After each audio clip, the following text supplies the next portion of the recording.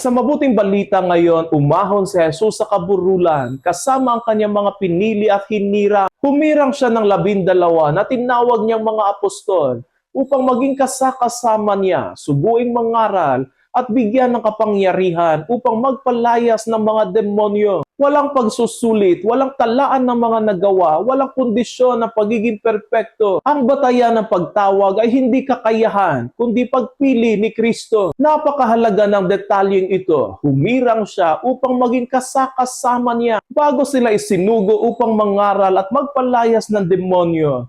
Una muna silang tinawag upang makasama siya. Ito ay nagpapakita na ang bukasyon ay hindi pagkilos agad, kundi ugnayan muna sa Kanya. Ang pagiging alagad ay hindi nagsisimula sa paggawa ng mga bagay para kay Kristo, kundi sa pananatili kasama siya. At sino ba ang Kanyang mga pinili? Hindi ang mga edukado o mga makapangyarihan, kundi ang mga mangingisda, isang maniningil ng buwis, at isang taong kalaunan ay magtatakwil sa Kanya. Ito ay nagpapakita na ang pagtawag ng Diyos ay laging may kasamang panganib, sapagkat iginagalang niya ang kalayaan ng tao. Ngunit higit pa rito ay pinapakita nito na ang Diyos ay nagtitiwala sa mga mahihina upang ipakita ang kanyang kapangyarihan sa kanila. Sa iba't ibang larangan ng buhay at trabaho, minsan maririnig natin ng iba na nagsasabing, hindi tayo karapat-dapat, marami pa tayong pagkukulang, hindi pa tayo handa. Ngunit ang mabuting balita ay malinaw na hindi tinatawag ng Panginoon ang mga perpekto,